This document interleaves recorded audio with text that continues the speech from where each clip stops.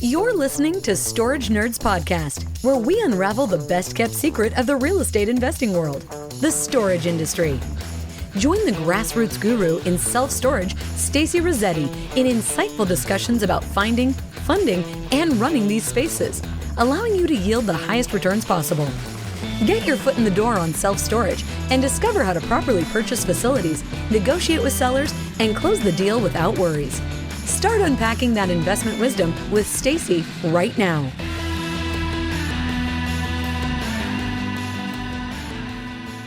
Welcome. I'm Stacy Rosetti, and I teach people how to invest in self-storage. And we also invest in self-storage ourselves. And we live in an RV. My husband and I, with my daughter Lillian, we live in an RV and travel full time. We've been doing this now for about a year. And we're in Colorado now. I'm just getting over COVID, so just FYI, my voice is still a little bit raspy, so excuse that. Please excuse that.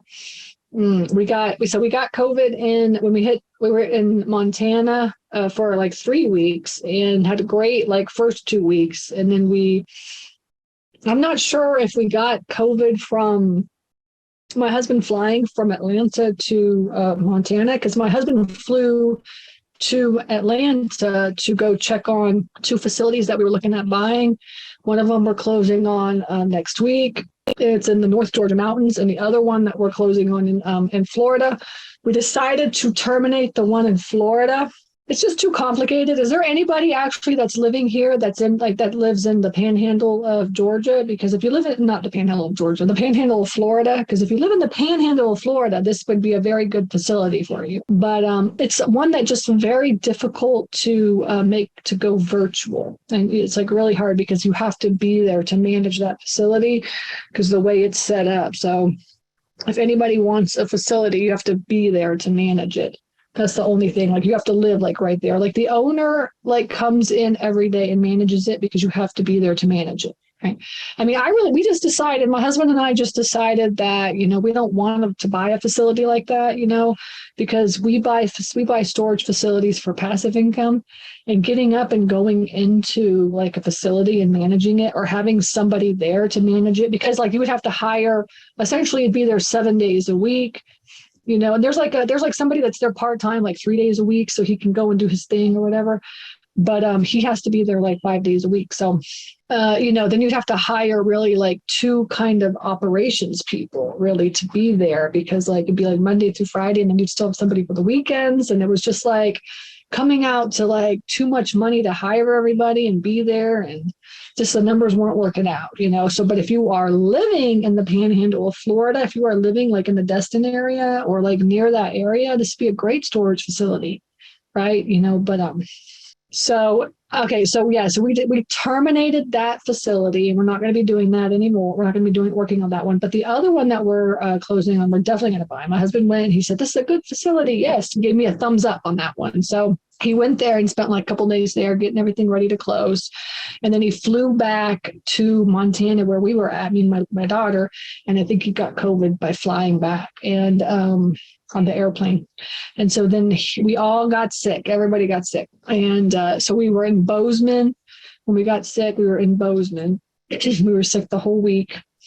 And then, so we didn't see Bozeman at all. But, I really heard a lot of good things about Bozeman. So if anybody's ever been there, heard very good things about it. And then we had to go the next week. We had to travel to Custer, which was last week. And we were sick the whole week there. But what's really cool is that the RV park that we stayed in was right in front of Crazy Horse. So we got to see Crazy Horse, but we didn't really go and see inside or go to the memorial or anything like that. Now, we had been in South Dakota 2 years ago. So we saw the Mount Rushmore and all that, all the touristy stuff. But I wanted to spend some time in Custer, because if you have not been to the Custer State Park, it is the most beautiful park ever. So I highly recommend it. You have to put this on your bucket list. Custer State Park, okay? So we were sick the whole week last week, but now finally this week I rested and I'm feeling very, very good. I just have still a little bit of my throat is super raspy. So I apologize for that. But we're still moving forward with buying that facility in the North Georgia mountains. I'm very excited about it. We're putting it into our fund. So we have a fund. It's called Self Storage Fund of America. And that's our very first deal that we're buying in the fund. So I'm really excited about that. And we already raised enough money to purchase it. And so we're going to be buying that. It's a very good cash on cash return. It's like 17%, 17 to 19% cash on cash return because we're buying it for cash. And then if we refi it out later, it gets up to like a 40% cash on cash return. I mean, it's like very, very good deal. So I'm really excited about it. All we have to do is buy it, maybe clean it up a little bit because the owner's been there for quite a while and he kind of has a lot of stuff everywhere.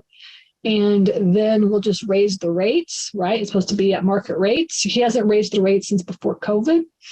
And we'll take $1 million property and make it into like a $3 to $3.5 million property just by raising the rates. That's it. I call that rip the Band-Aid. I'm really excited about that. And we're going to close here in the next week and get that thing rocking and rolling. And the really cool thing too is that facility has an apartment that comes with it. So we're going to get that apartment cleaned up, and then our boots on the ground is going to stay there for like a week or two. And he's going to be the person that really kind of cleans everything up, gets everything set up for us. Cause we live in an RV, so we can't do all that. So we're going to stick our boots on the ground person in the apartment, and then he'll be able to kind of just live there and clean everything up at the same time. And then maybe later down the road, maybe we'll rent it out or he could stay there or something. I'm not sure. We'll figure it out. But so that's kind of our plan for the next couple of weeks. And then we also have 2 other storage facilities in Georgia that we're putting under contract for the fund.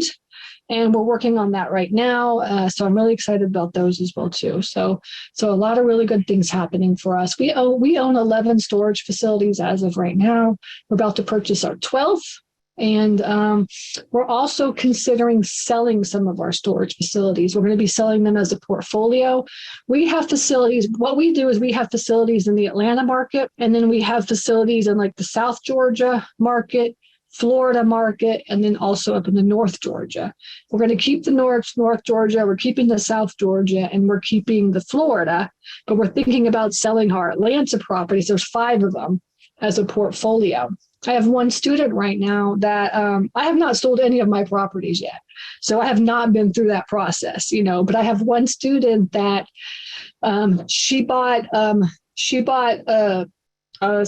like a $3 million property. It was 3 storage facilities.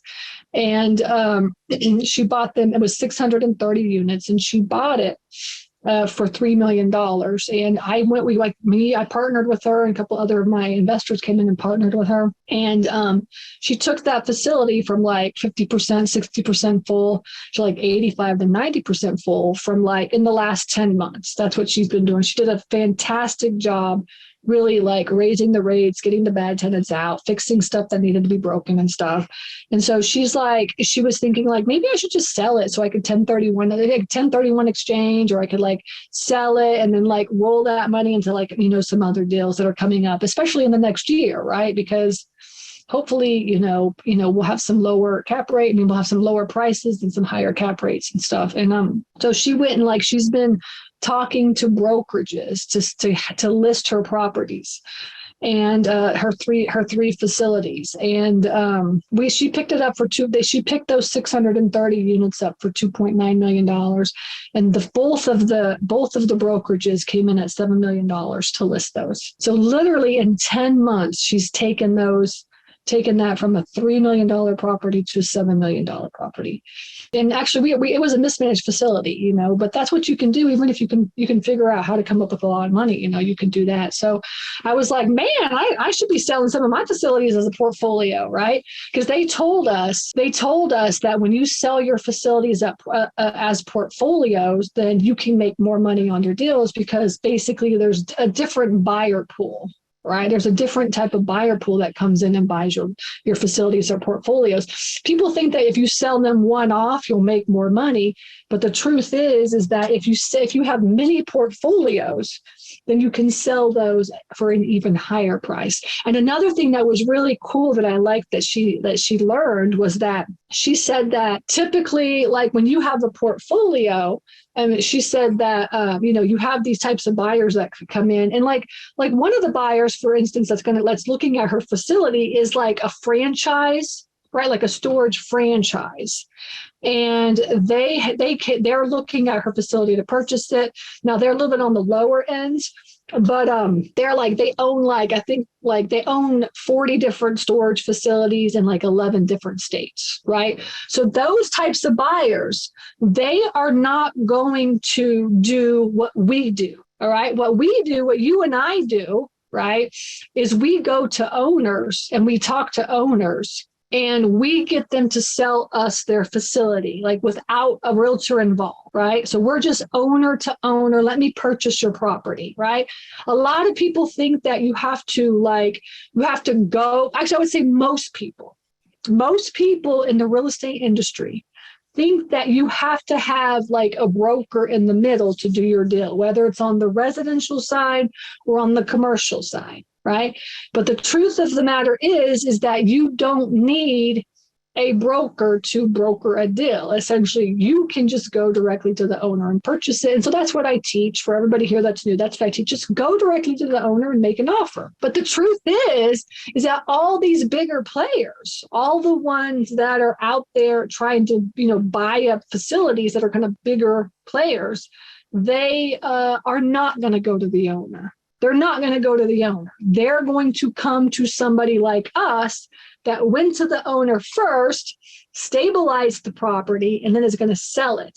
And these types of owners too, like they only like want to buy secondary market facilities, right? So in the storage investing world, you have primary, secondary, and tertiary markets. So now the primary market, you already know, is like Public Storage and CubeSmart and all this kind of stuff, right? And so we're the mom and pops, right? So we're going to be playing in either the secondary market or the tertiary market. And tertiary just means country, right? So in the like the little tiny cities and stuff. But what Marcus and Millichap told us was that, the primary markets, we all know, is oversaturated. Bigger players have come in, taken over. There's no way for us little people to come in. But the really great thing is that there's no way for even secondary market players to get into the primary market, right? And even secondary market players right now are having a hard time finding really good deals. And her facility was like, they ran the numbers and came up with like a 6.25% cap rate. And she's in a secondary market. So that shows me too, that even in like secondary markets, they're still playing like higher these bigger players are okay with paying a higher cap rate. Right. So I would I'd be running those numbers at like a 7 cap and an 8 cap. And like, I would say pretty much across the board, every facility that we put offers on, we're between a 7 and an 8 cap, except for in Texas, right? Texas is still like a little bit more expensive. They're like a little snooty over there. They think their stuff is like way higher. Right. And in like, of course, California the West Coast is a little bit more expensive. I would say from Texas to the West Coast, but Texas, like over to the East Coast, you can get really good deals if you go to the owner and offer between a 7 and an 8 cap. And people think that they're like, you got it for a 7 or an 8 cap. And I'm thinking like, all my deals are like way above that anyways. But so like Marcus and Millichap, they were like so happy. Like they were like freaking out that they could get something at a 6.25% cap rate. And there was still meat on the bone to be able to raise those prices to an 8 cap. Like they were like, this never happens, like never. And I was just like, and we were just thinking like, what? Because I'm thinking to myself like, what? Because I find those deals like all the time, So it just makes me realize that the bigger players are just used to paying more money. Whereas like us little people, like we want to get the best deal out there, right? We're like, pushing to get the highest number we could possibly get. And so that was really exciting to me too, that, and they told us, they basically said like secondary and tertiary markets are like hot commodity right now. Hot commodity, because the primary market, is so oversaturated with all the bigger players and everybody that has money and stuff, you know, and then all the suburbs. Like when I say primary market, I also say like suburbs of primary markets and stuff. This is where all the bigger players are. This is where all the money is. Everybody's okay with buying stuff for a 4 cap and taking it to a 5 cap, or buying stuff for maybe a 5 cap and getting it to a 6 cap. But when you can find something that's like, you know, over a 6 cap and take it to an 8 cap, like they were just like, this is like unheard of. Like, this is not normal. You know, now think about that. Because like if you go on to like Crexy or LoopNet and you find like good stabilized facilities, right? Good facility. I mean, she took it from like a 50 to 60% like a vacancy, or sort of like, I guess, occupancy, all the way up to like 85 to 90% for her 630 units. So she did a lot of the grunt work, right?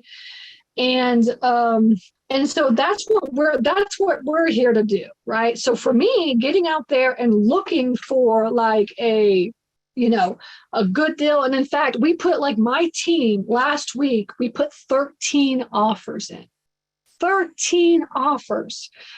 And and all of those offers were like from like 7 and 8 caps. Like I think maybe I would say maybe 1 or 2 of those was like less than a 7 cap. Okay. And we already got 1 under contract, and we're about to get a couple more under contract. We've got like people taking their contracts and getting them reviewed by attorneys and like this kind of stuff. So there's a lot of things in the works, you know, but essentially, like, that's where our offers are standing, and that's where the people are, you know, they're accepting. We have one right now. It's like 2 facilities. I'm not going to tell you where it is because we don't have it under contract yet, but the attorney's reviewing the contract. But it's essentially 2 facilities. One, they're like within 5 minutes of each other. One of them was like 50 units, and the other one was 100 units. So it was a total of like 150 units. He's making like $150,000, $160,000, I think is what he's making. And he wants to sell it for $1.5 million.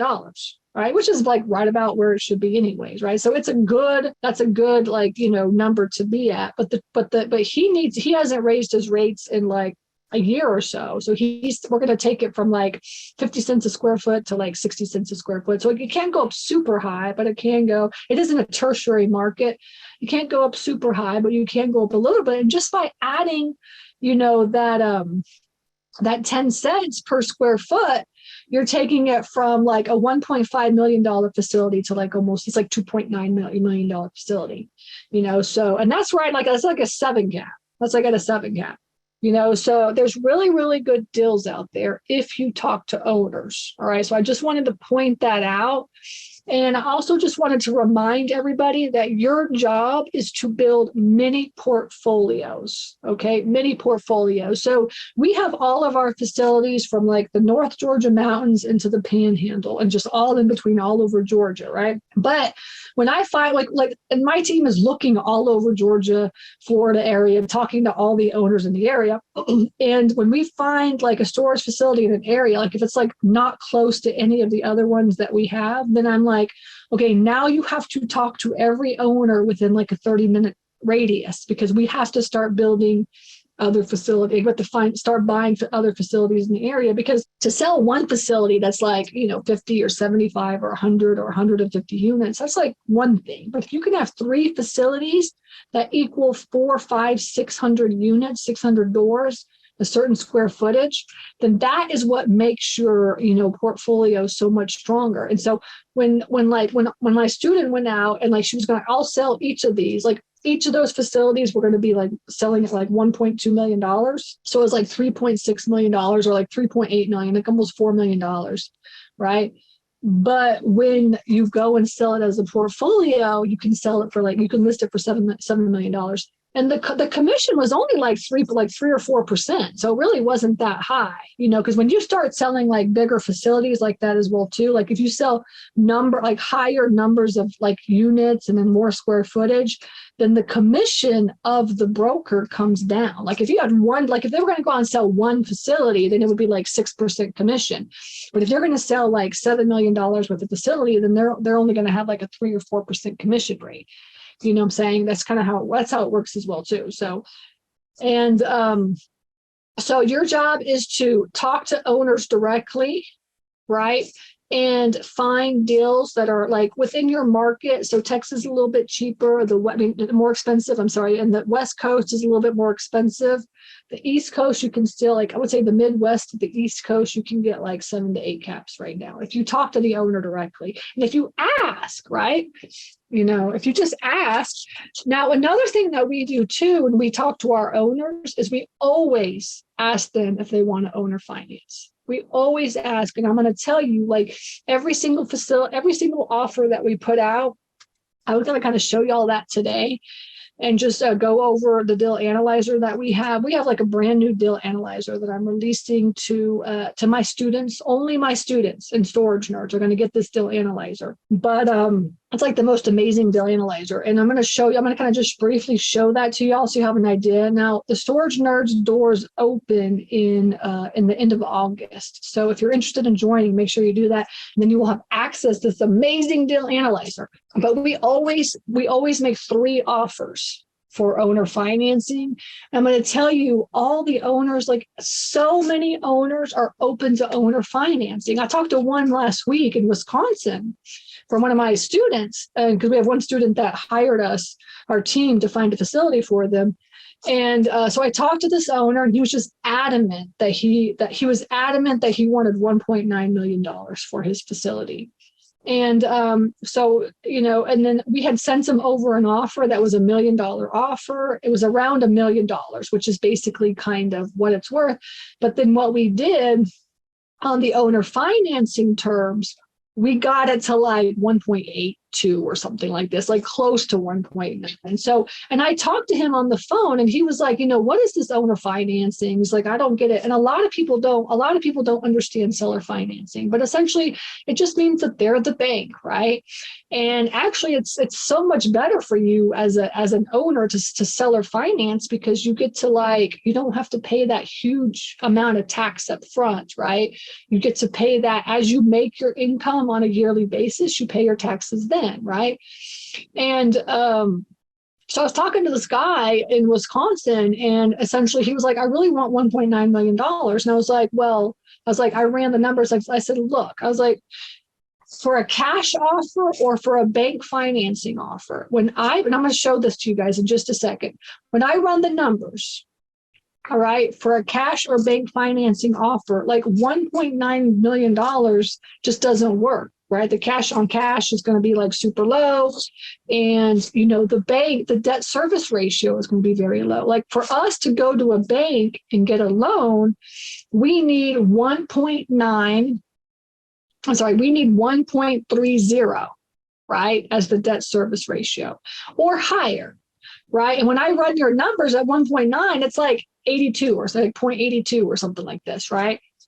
And I was like, so no bank is going to finance that. He was like, oh, I didn't know that. I didn't know that. I said, yes. I was like, so like, I will pay you $1.9 million, but you have to be the bank. He's like, well, tell me how that works. And I said, essentially, like, we have a purchase price, and then we have like a 10-year loan with you that we pay a mortgage for 10 years on. We're going to amortize that over like 20, 25, maybe 29 years, so that we can get our mortgage down, right? But essentially, over the course of 10 years, you're going to make $300,000 or $400,000 on this deal, and that's how we get you to your $1.9 million. And he was like, oh, I didn't know that. He's like, okay. And I said, we already made you owner financing offer, so you have to look at that and see if that's something that you want to do. And the best part is that you only have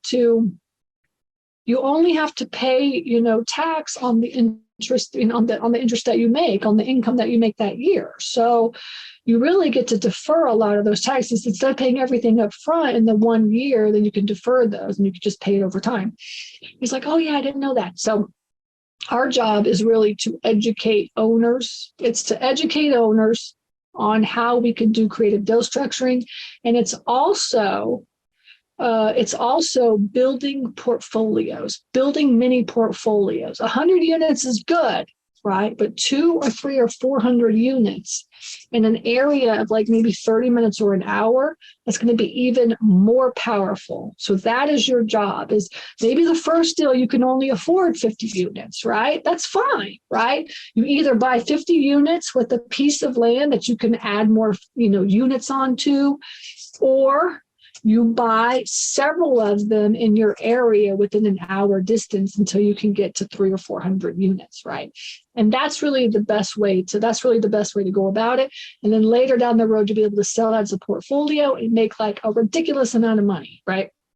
So that's what we do as mom and pops. And we will sell those facilities to people just like, Marcus and Millichap is going to find, or these franchises or whatever it is, they're going to be the ones that come in and buy those facilities. Does that make sense? Okay. All right. And put your questions in the chat, but I do want to just pull, I'm not going to, share the deal analyzer with anybody. I'm just going to go over it. So if nobody has access to this deal analyzer, but I just kind of want to show you, I'm going to use one of my deals as a case study, and then we can just take a look at it and see. I haven't run any of my deals in this new deal analyzer. So this new deal analyzer, this is like months of work for my husband, and actually Adam is our fund manager. He helped a little bit with this as well too. He's taking our deal analyzer and just making it like even better. And so I'm really excited to at least show everybody. And the students, right now, my virtual assistants are using this thing, and they're my guinea pigs. And every time that they use it, like, oh, we need to update this. We need to update this. So we've been like there's a lot of versions of it. You guys get to see the latest version of it. And then we'll run some numbers, and you guys can guide it and get an idea of how we look at deals and like how we run numbers and stuff like that too. So, okay. So this is one of the deals that we have under contract. It's American Mini Storage. This is the one that we're going to close on next week. This is what it looks like. There's a house on the property. There's land extra. It comes with a lot of land. It comes with the apartment. This is the apartment. And this is the way that he manages his system. Right here is the whiteboard. And it's got some climate controlled units as well too. So we take a picture of the ACs. Here's the facility. Here's like a little apartment right here. It looks like typical storage facility. Here's the storage facility. It's got a gate. The gate is broken, but it's all fenced in. It's got security cameras. It's like the garage. He's got so much stuff there. He's got like 4 units full of stuff plus his garage. So it's going to take us a little time to get all that out. But just looks like a typical storage facility, just so you guys have an idea of what it looks like. Okay. So this is the facility. This is what the facility looks like here. All right, let me see if we can do regrid. Pictures, property information. It's hard for me to look this way. Is there property information? Well, I was trying to find the overview pictures. Oh, maybe it's in the pictures. Oh yeah, here it is. Okay. Okay, so this is what it looks like here. So this is the one lot, and this is one non-climate controlled long building. And then Pete also says you could probably put another one right here. There's definitely plenty of room to put another one right here. There's a whole bunch of empty space over here as well too. There's a little barn, and then there's like a house right here. So there's like a house on this property. And then this is the piece of land right here. Right. This is like, you could clear it and put more. This is like a half acre. So it's like, you'd probably put 50 units right here if you wanted to. And then there's this facility right here. That's the main one with the apartment and stuff like that. Okay. Just to give you an idea of what it looks like. Yeah. So there's that. There's the land. And then this comes with, so it's really 3 different parcels of land is what it is. Okay. And let me see here. So let's see if I could find the new deal analyzer. It looks like Pete was running numbers. Let's see. Pete's my husband, if anybody doesn't know. And so here's American Mini Storage. Let's see. We got this. Okay. Yeah. Okay, well, we'll just play around with this here. We'll have both of them up. The new deal analyzer is this one. Oops, I'm in the wrong one. So now we have a 7 cap. He's making $116,000. It's 136 units to 22,200 square feet.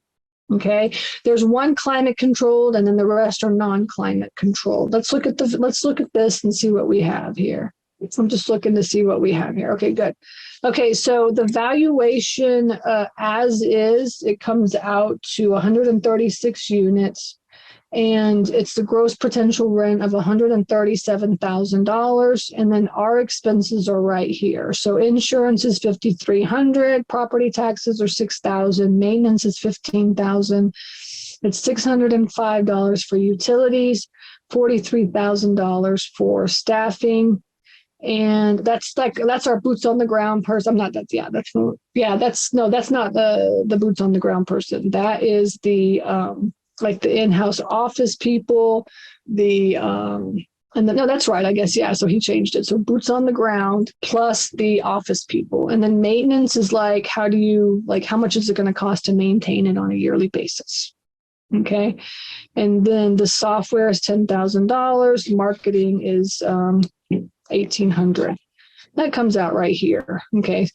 And that's all right here. So 6,605.53, and it's 52 cents a square foot.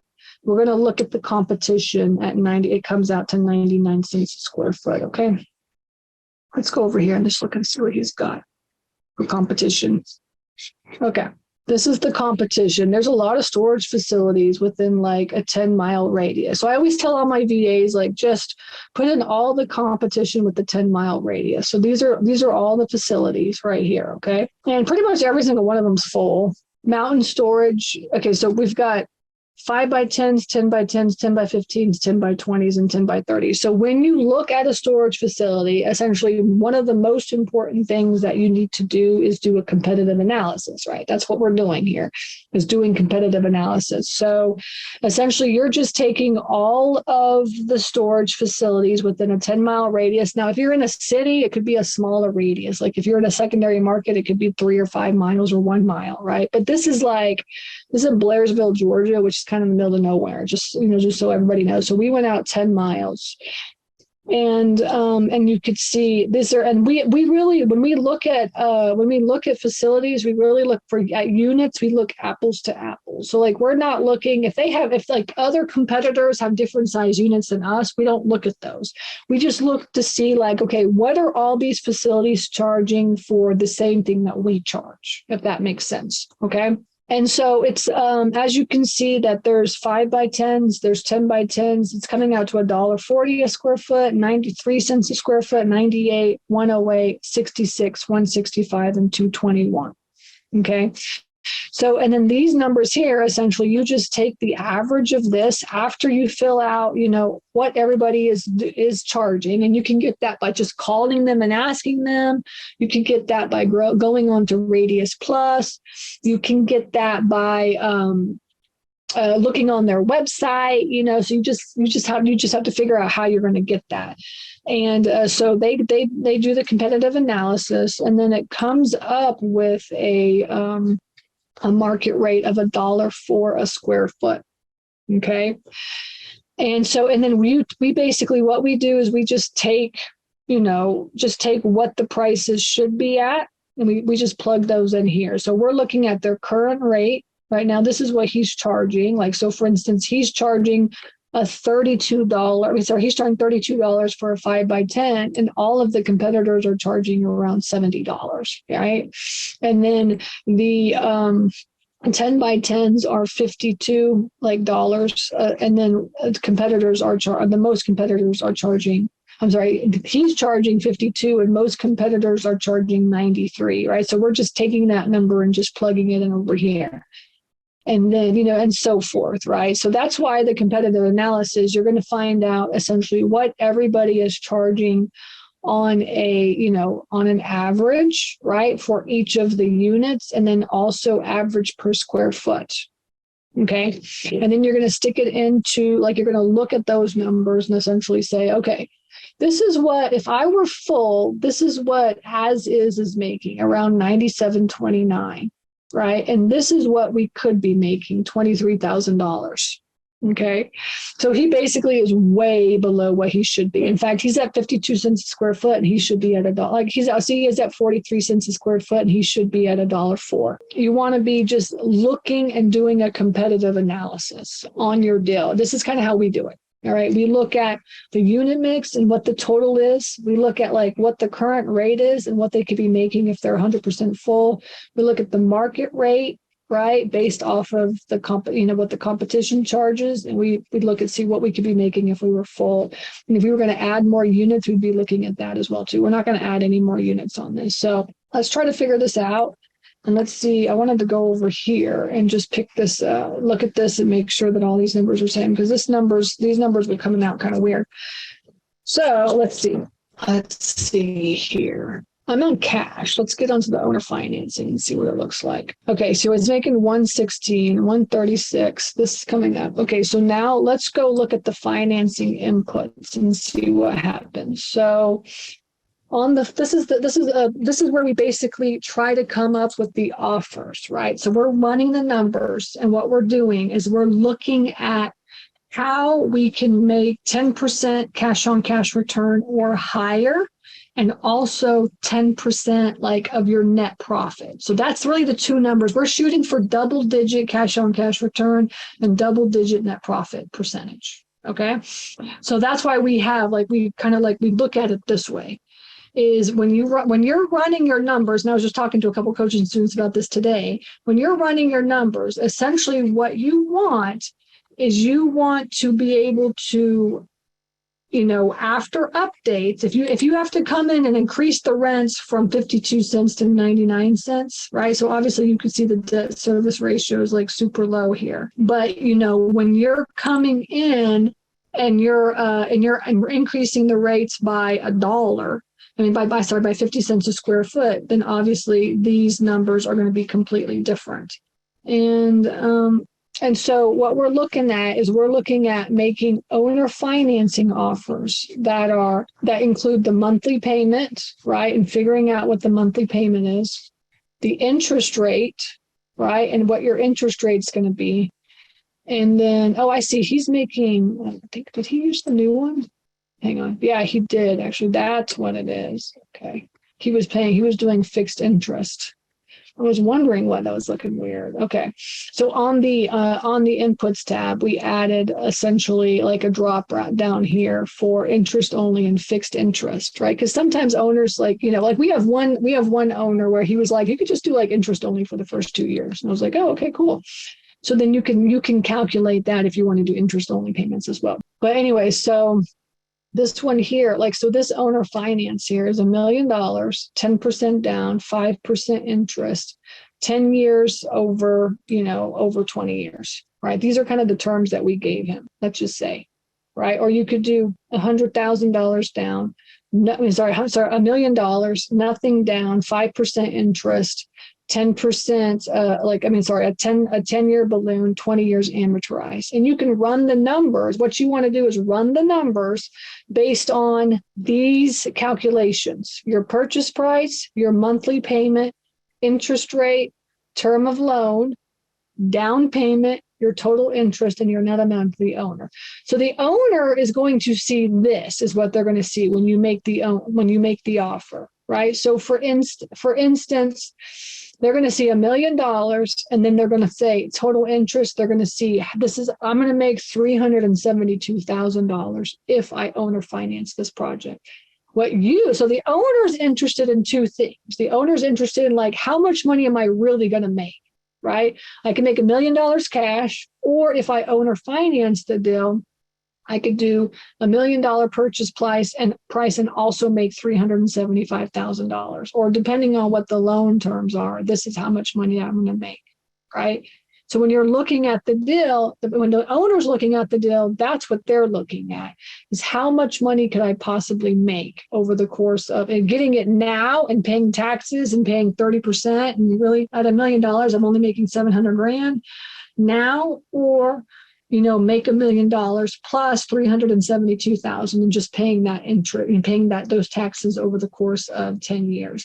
And these numbers here, there is a million different ways that you can run this scenario, right? So that's why we have our financing input section, where you can sit there and you can run it at 20% down, 5% interest, right? You can run it at 15% down. and then we have essentially the way that we do it internally is we're shooting for, as you can see, a cash on cash return of 10% and a target net after mortgage of 10%. Okay. And it shows in green if it's like a good deal, and it shows in red if it's not a good deal, right? So that's kind of how we do it. But yeah, so I wanted to show y'all this so that you guys know that, you basically have to run the numbers in order to come up with your offers. But this is kind of how we come up with our offers. And then on the cash flow page, essentially what we're looking at is what we want. What do we want in the deal, right? So how are we going to make money on this deal? So essentially, you're going to look like current, and then you're going to look at after updates, right? So after updates means that you're increasing the price. You're increasing like your price per square foot. Okay, so we're taking it from 52 cents a square foot to 99 cents a square foot, right? So obviously, if we kept it this way, right, we're not going to be able to make, if we kept the prices at where they are right now, we're not going to be making, any money on it. So we have to be able to increase the rents, right? We have to be able to do that. So that's kind of what the current versus the after updates is, okay?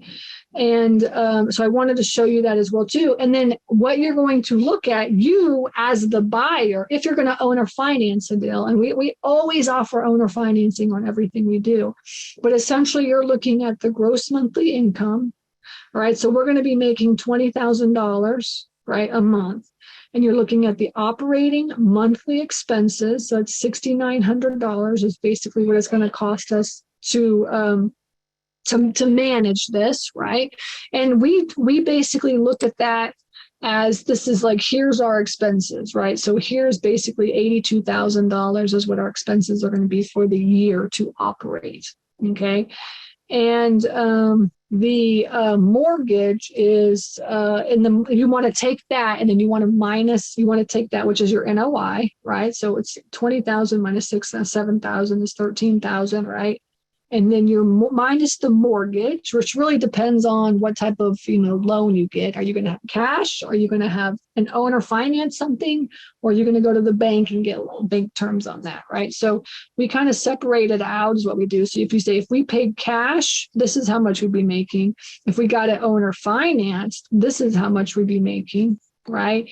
And if we were bank financing, this is how much we'd be making on the deal, right? So that's kind of how we look at it. That's what you want your net to be. All right. That's how you want to do it. So let me just put like 20. If we went to a bank and got this, it would be $1 million with 20% down, 5% interest, a fixed interest rate, or let's say 5.5%. I don't know what the interest rate's going to be. Right. And then,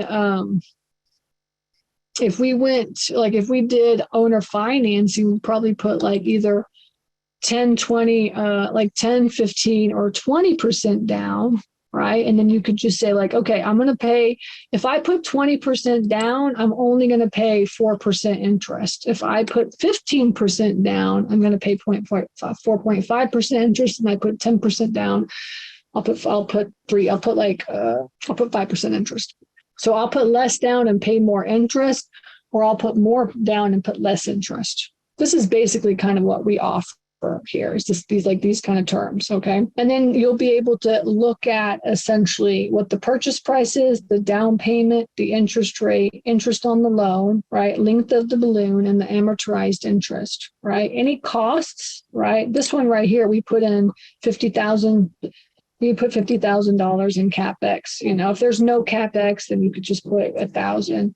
This probably is going to take I would say maybe $25,000 in CapEx. Let's see, what else can we look at here? He has staffing is quite high. I think, let's see, what did he put in here? He put 400 times 12, right? So that's 400 a week times 12. 400 a month times 12 plus 50 times 52. Plus 3,600. So I'm not sure why he has 3,600 in there. 36,000 in there. 36,000 is probably Bonnie, is paying for Bonnie is what it is. But anyway, so that's kind of how we're running our numbers, right? So we're inputting them, running the numbers, right? And these are the inputs, looking at the cash on cash return, looking at the net target, percentage of, the mortgage, the net mortgage, basically after mortgage. Okay. And then making sure it hits 10% for both those or higher. And then, checking our numbers and evaluations to see if this is like a deal that we want to do. And then we put it on the owner financing letter, right? So this is what I call the magic letter. And this is kind of how our deals look. Okay. So we have just a letter that's basically said, here's our offer.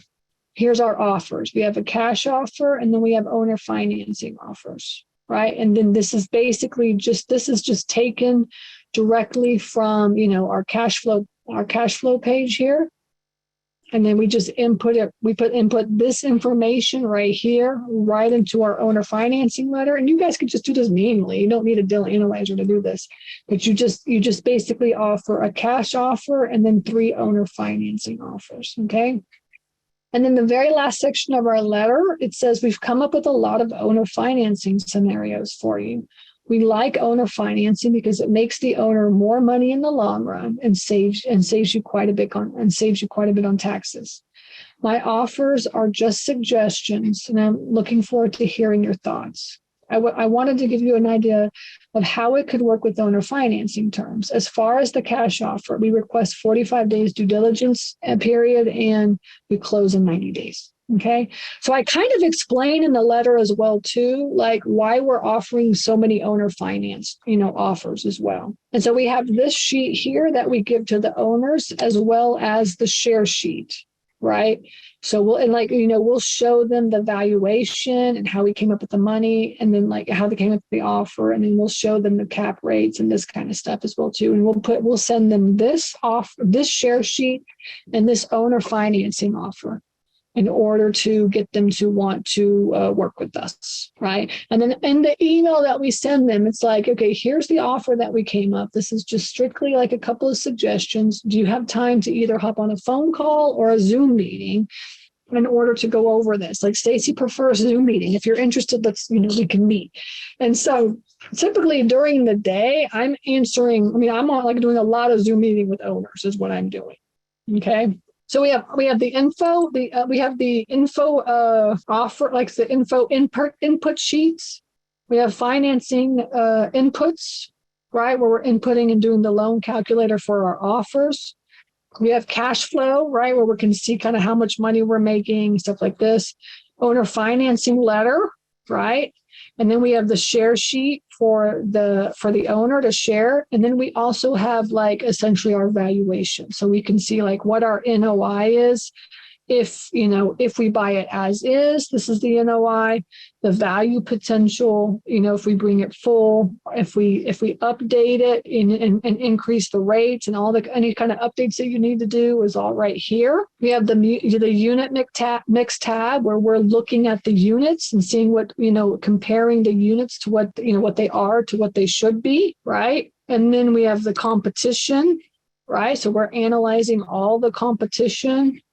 And then these are all this is for onboarding. So this is once you put it under contract, we've got checklists and things to do as well on our deal analyzer. So it's really an all-in-one encompassing deal analyzer for us, internally for our team to manage one deal.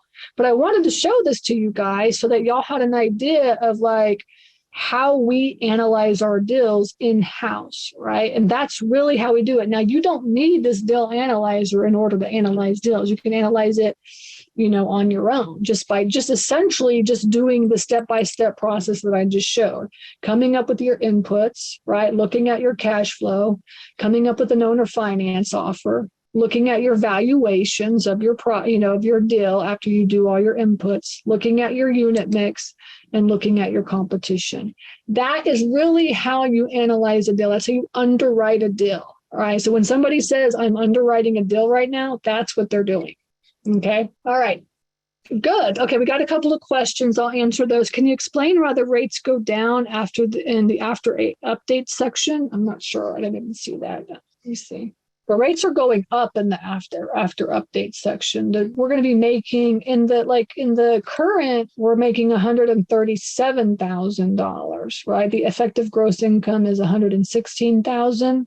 Because we have a vacancy loss, right? We have this, so that's why that's there. And then when you look at the gross potential rents at 264, we got a little bit of other income. I think he was calculating in like maybe insurance or something like that. And then we have a vacancy loss, and then we have the effective gross income. So we're actually at an NOI of 162 is where we're at. Okay. So, and then after after the mortgage, I think in the end, we paid cash for this. So really, we're going to be making about this much. So hopefully that answers your question. And then let's see, are you going to owner financing and into facilities? You and Pete Stacy, we're selling our facilities as a portfolio is what we're going to do. For the 5 facilities that we have in Atlanta, we're going to sell those as a portfolio because I want to make some money. Right. So that's why. And then, some of the other ones will definitely owner finance. Right. So like we have a couple that we're owner financing from the owners, and essentially we'll own those in a couple of years. So we'll probably just owner finance those right back to somebody else, So definitely we're going to be owner financing. Definitely we will be owner financing some of our deals because, you might as well make money on them. Right. Hold on to them and make some money on a monthly basis. Yes. So I'm definitely for owner financing, but I want to have some cash for next year.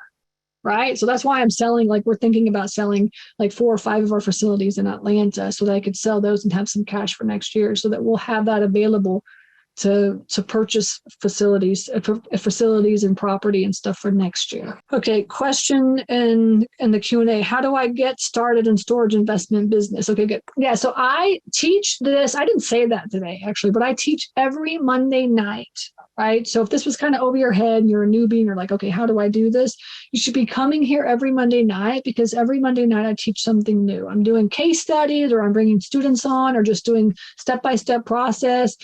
So make sure you come every single Monday night and hang out with me. It's completely free for anybody that wants to listen in. And then also, you want to check me out on YouTube. All right. So make sure you subscribe to me. And I have so many videos on YouTube. All right. So you can watch those if you want to. Or if you really want to get started and you want a step-by-step process, you can buy my course. It's called Super Simple Self-Storage.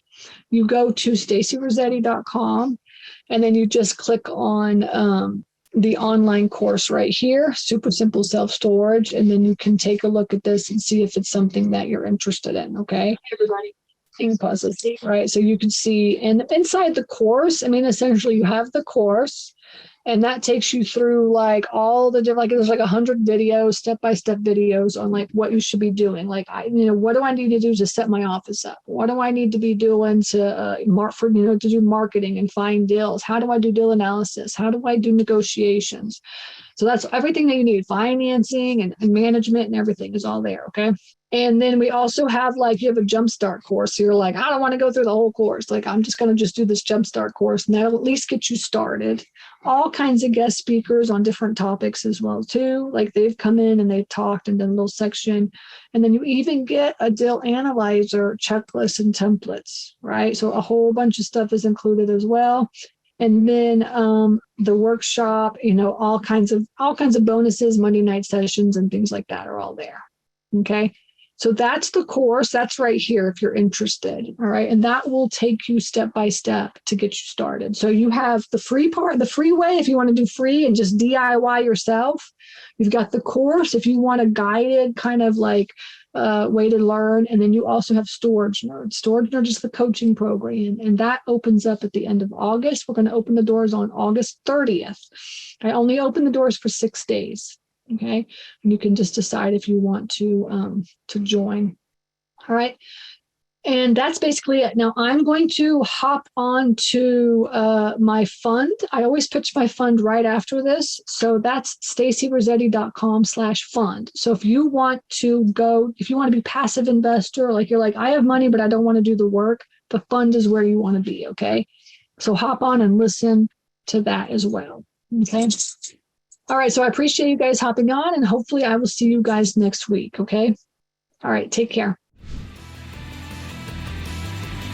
Thank you for joining us for this episode of Storage Nerds. Hope this informative conversation inspired you to go out there and jump into this highly profitable business venture that people rarely talk about. Get more tips on storage space investing at www.stacyrosetti.com. Don't forget to subscribe to the show and leave a rating. Together, let's build that thriving passive income one storage space at a time. Until next time.